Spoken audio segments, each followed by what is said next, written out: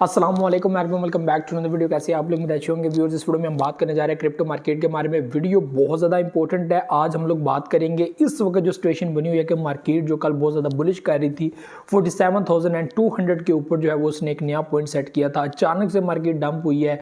आज जो है वो कैंडल आप लोग देख रहे हैं कि अभी भी इस मोड में है कि मार्केट क्या पता 43,200 तक जो है वो मार्केट चली जाए, जो हम लोग को एक बड़ी ग्रीन कैंडल जो है वो देखने को मिली थी। सिचुएशन क्या है, आप लोगों को मैं एक चीज बताऊं कि आपको कल रात को एक न्यूज मिली होगी। इतना बड़ा ब्लंडर हुआ है विदाउट एनी क्लैरिफिकेशन, ठीक है, वेरिफिकेशन।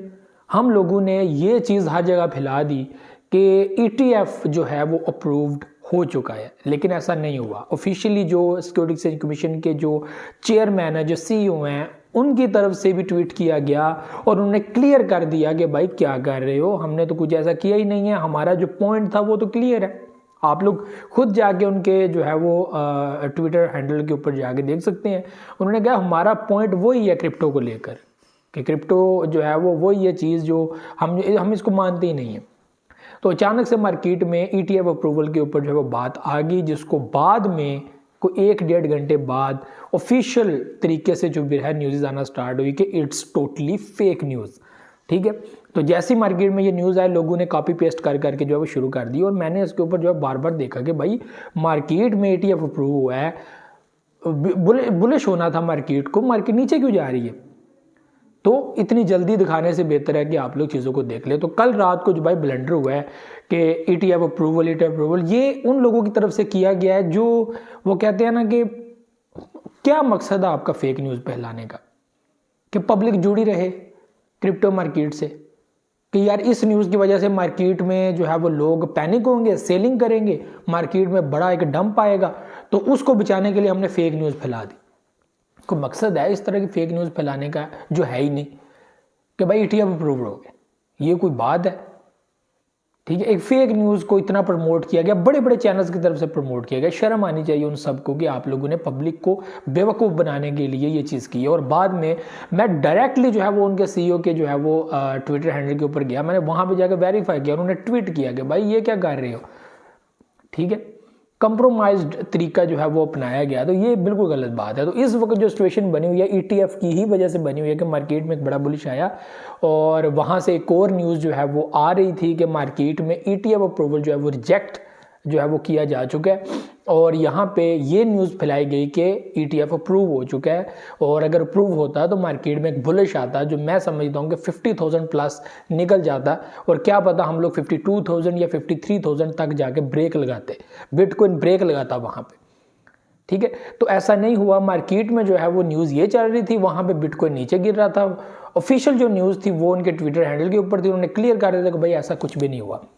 तो ये व्यूअर्स यहाँ पे ड्रामा हुआ जिसकी वजह से मार्केट में एक बड़ा पैनिक हुआ, बैड न्यूज़ आई, बैड न्यूज़ की वजह से मार्केट नीचे गिरी और इस वक्त आप लोग देख रहे हैं कि मार्केट 44,900 के ऊपर जो है वो मार्केट ट्रेड कर रही है। बाकी कॉइन्स भी, आल्ट कॉइन्स की बात करें तो वो तो पहले ही जो है वो डाउन थे, बूस्ट की पोजीशन जो है वो बना रहे थे, लेकिन सारी बात है बिटकॉइन का भी स्टेबल होना बहुत इंपॉर्टेंट है एक प्राइस के ऊपर, लेकिन ऐसा नहीं हुआ। कल रात को ही एक जो है वो बैड न्यूज़ आ गई जिसके बाद से हम लोग देखा कि मसल से जो है वो मार्केट नीचे गिरी है 47,000।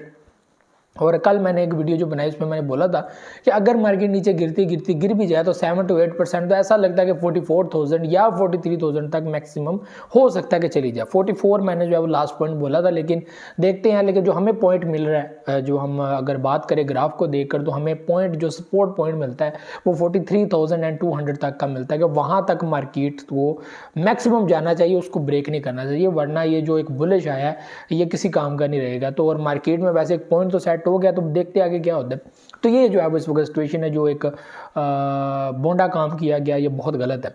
ठीक है जी, तो जो एथेरियम है वो भी बुलिश कर रहा था 2400 के ऊपर, अभी थोड़ी देर पहले जो है वो चल रहा था, अभी वापस जो है वो एक प्राइस गिरी है, आल्ट कॉइन जो है वो गिरे हैं, डंप कर रहे हैं। तो ये सारी चीज़ें जो है वो इस वक्त हो रही हैं, तो मार्केट में पैनिक बना हुआ है क्योंकि लोगों को अब आस्ता आस्ता वो चीज़ें समझ आ रही हैं और वो मार्केट में पैनिक बनाते जा रहे हैं। और मार्केट के अंदर जो सेलर्स हैं उनका पॉइंट यहाँ पे हैवी हो चुका है और सेलर्स यहाँ पे काफ़ी एक्टिव नज़र आ रहे हैं। उनकी पूरी कोशिश है कि मार्केट को जो है वो नीचे लाया जाए 40,000 से, ठीक है, 40,000 से नीचे 37 जो उनका लास्ट पॉइंट है 37, 38, तो उस पोजीशन तक वो लेकर आना चाहते हैं ताकि वो एक बड़ी तादाद में दोबारा से परचेजिंग करें। तो यहाँ पर इस वक्त जो है मार्केट 44,800 के ऊपर ट्रेड कर रही है। तो लेट्स सी होता है क्या। शिबा इनू कोइन की अगर बात करें तो वो दोबारा से 40 के अंदर जो है वो आया, 1001 के ऊपर आया और इस वक्त वापस जो है वो डंप चला गया और 930 के ऊपर चल रहा है। और जो कल की जो इसकी कैंडल थी वो उसने डिप मारी है तकरीबन 905 के ऊपर और अप किया है उसने 40 के साथ 1001 के ऊपर। तो ये एक बहुत बड़ा एक बुलिश भी था, ठीक है, 5 से 6% बुलिश, एक अच्छा खासा प्रॉफिट। लेकिन आज के दिन जो है वो मार्केट 930 के ऊपर चल रही है, तो स्टिल वही प्रोग्रेस है। तो ये भी चीज़ें थी। मुझे तो इजाज़त, नेक्स्ट में तो बहुत सारे कह रखेगा। अल्लाह हाफ़िज़।